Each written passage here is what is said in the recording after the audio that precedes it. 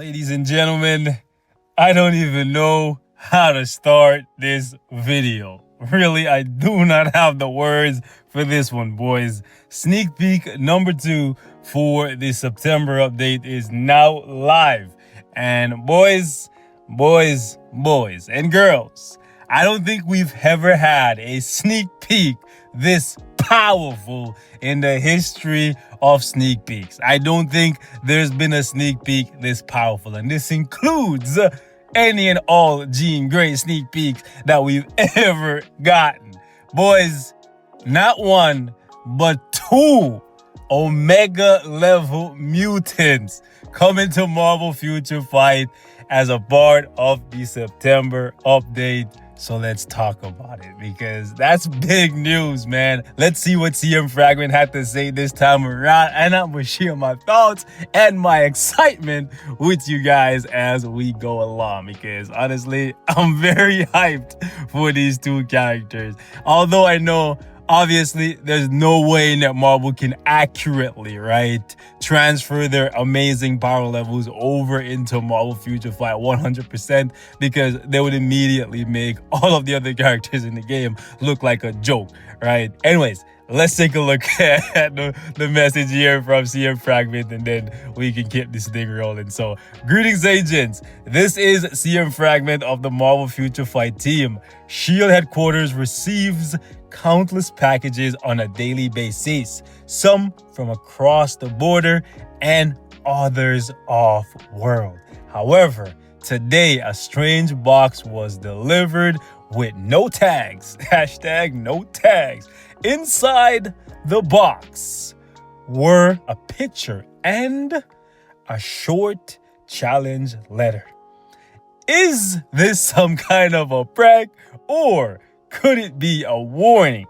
Agents, please have a look at the photo and share your thoughts in the comment section below. Who is this in the picture?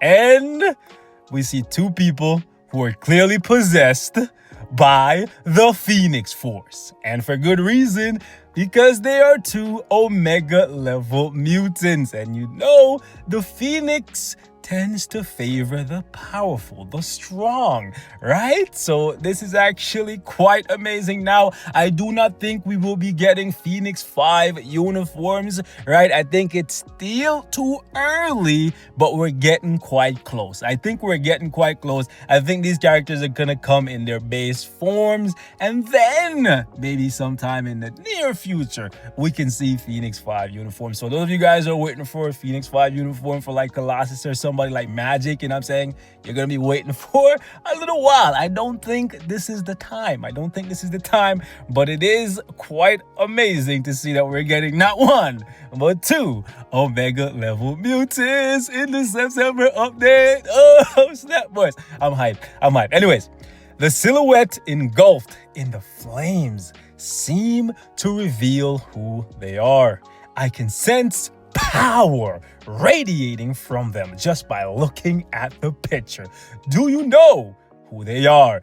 And if you copy this bit link right here, MFF_teaser_, and you input Rachel Summers, you will get this image right here. And boys, this is big news, my friends. So you can see for yourself, clear as day, Kid Omega confirmed for the September update. Now, for those of you guys who don't know too much about Quentin, aka Kid Omega, I'm gonna give y'all a brief history lesson on the character just to kind of catch you up a little bit. And I'm saying my memory on him is a bit foggy. It's been a long time since I read anything with the kid, but he's actually really powerful, pretty cool. And any of you guys that kind of like Magneto, you might like him a little bit, because that's kind of how his story kind of played out for a bit. All right, so when it comes to Kid Omega, he's an Omega level mutant with psychic powers, which includes telepathy and telekinesis. I believe he's an Omega level telepath, so kind of like Jean Grey, but he also has telekinesis, and he also has superhuman intellect. So he's incredibly smart, right? And he processes information very quickly. So that's pretty cool. And he also has the ability to mind control people. So kind of like Jean Grey, he can really mess with your mind, okay? He can really mess with your mind and really mess you up real bad. So that's kind of why he's an Omega level mutant. His telepathy is off the charts, right? I believe he first appeared in the new X-Men, I would say 130, 134, 135, something around there, right? And I think after he joined the Xavier Institute, I think Professor X actually personally trained him, right? It's crazy because most of the other students, when they join the Xavier Institute, right, I'm sure we don't get that many telepaths that really stand out to the professor besides Jean, right? But for Professor X to take a personal liking to somebody, they really have to be powerful, right? So Kid Omega actually attracted the attention of our beloved Charles Xavier. And I know people are going to be immediately say, wait, Professor X gotta be coming in this up. Let's wait on that, okay? I'm not going to say yes or no, but just wait on that. Professor X, I don't know. But Professor X actually trained the kid because he was so powerful as a telepath. And he actually quickly became one of the professor's favorite students. Now, besides that, I don't really remember too much, because I think at one point the kid actually kind of snapped. At one point he was really good. He was going along with the professor's teachings, mutant and humans coming together, living in peace. But I believe at one point, I think his foster parents actually called him up one day randomly for some reason. Actually, I think it was on his birthday. They called him up and they told him that he was actually adopted. And because of that, he kind of snapped. He lost his mind. And I don't know why he would lose his mind when he found out that he's real. But I guess think about it like this. I know I'm kind of going off on a rant, but seriously. Anyways, think about it like this. If you're family, your mom, your dad, the people you love, right? You trust them, you have faith in them, they put you in this school, right? You think they're looking out for your best interest. If one day on your birthday, they just randomly call you and say, hey, by the way, you're adopted, that would really mess with your mind. And for a character that his power is technically his mind, right? You can see why it kind of messed with the kid a little bit. So he kind of snapped. And because of that, right, he started hating humans, because I believe his adopted parents, were humans. They were not mutants. So because of that, he turned against mutants. And instead of being the new Professor X, I think that's what Charles was molding him to be, right? Another version of himself, because, Charles, ego, that kind of thing, right? So he was trying to mold the kid into another version of himself, kind of. And he ultimately, because of that reality check that the kid got, that he was actually adopted, he became more like Magneto. He started resenting humans, and eventually he got so bad that he actually started actively going against the professor. And I believe at one point he started his own group called the Omega Gang. I kid you not. Gang shit, right? This boy actually started his own group called the Omega Gang. And they developed, I believe, this new drug called Kick that can transform any mutant, keep this in mind, any normal mutant into an Omega level mutant. Obviously, it has some nasty side effects, but imagine what it does to a character that is already Omega level, right? So yeah, they went on a rampage. They killed a bunch of people. They came back to the school. They actually beat the professor with a baseball bat. I kid you guys not, right? They messed him up, and it actually took Cyclops, Beast, Wolverine, Emma Frost, and a few other people to actually take these guys down, especially just the kid. And I think at one point, the kid actually just shut Wolverine down with his telepathy. Wolverine tried to attack him. He shut Wolverine down, right there. Just messed with his mind. I think he brought up a memory of Logan's past, and that just completely froze Wolverine in his tracks. The kid is no joke. He basically just became Magneto, right? With telepathy. Crazy stuff, man. Anyways, I think eventually in that storyline, though, he died, or he kind of died. I think something happened with his brain, and I think his body kind of died, but his mind was still alive, and eventually the Phoenix Force came back and revived him. But anyways, that's basically Kid Omega, an Omega level telepath, kind of like Jean Grey with the telepathy, the telekinesis, but he also has the ability to create psychic weapons. So kind of like Psylocke. You know how she creates that katana? He can do the same kind of stuff. I think he likes to create guns though, right? If I remember correctly, I think the kid likes to create guns. So yeah, definitely gonna be interesting to see how this character comes to the game. Now, I'm sure most of you guys already know who Rachel is just by looking at this image, since she just had a very recent comic run in X-Men Gold.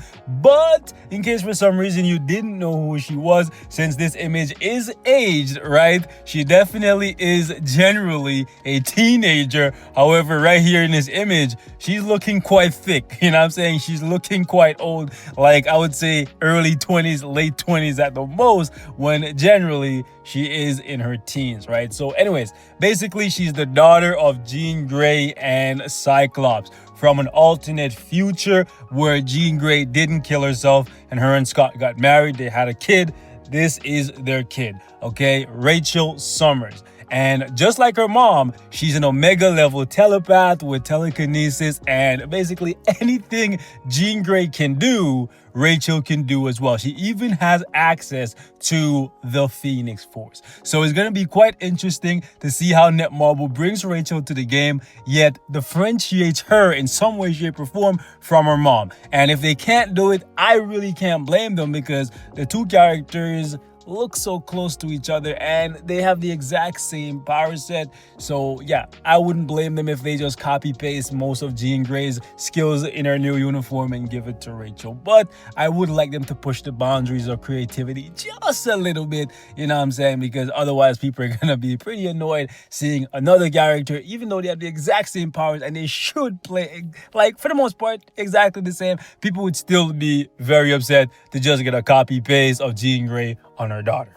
Just saying, right? So they have to find a way to like kind of differentiate her from her mom a little bit. Nonetheless though, I can't lie to you guys, I'm very hyped about this. I'm personally looking forward to seeing how they're gonna bring in these two characters, two Omega level characters. Are they going to be tier 2 natives? Because most of the Omega level characters in the game right now are tier 2 natives, right? We got Strife, Cable, Jean Grey, etc., right? So it's gonna be interesting to see if these two are gonna come in and they're not gonna be tier 2 native. If they're not, how are they going to be attainable? Personally, I would love if they did what they did with Giant Boss Raid. Now, hear me out before you guys lose your minds, right? I would personally love a new game mode. You guys know I'm pushing for the Danger Room, right? I would really like to see the Danger Room come in this update as new PvE content, challenging, fun, and rewarding content, not new game mode like World Event, where you're basically just grinding for materials to increase your agent level. It's not really necessarily fun, right? To be honest, it's rather boring, right? And I would personally love it if the Danger Room did not come to the game and end up as a skill preview menu for X-Men, okay? Don't want that either. I would love it if it came in as a way to challenge Sentinels and it's on the same level as World Boss Ultimate or Giant Boss Raid. I personally absolutely loved what they did with Galactus and the Silver Surfer, and I would absolutely love it if they brought in the Danger Room and they made that a new way of unlocking X-Men. And honestly, nobody should complain about that idea, because mutants are very hard to attain in Marvel Future Fight, and that's part of the reason why, even though the mutants, the X-Men, they're some of the most beloved characters in the Marvel Universe in general. However, every time there is a mutant update, the community is divided. The community is divided simply because the people who have the money, they're very happy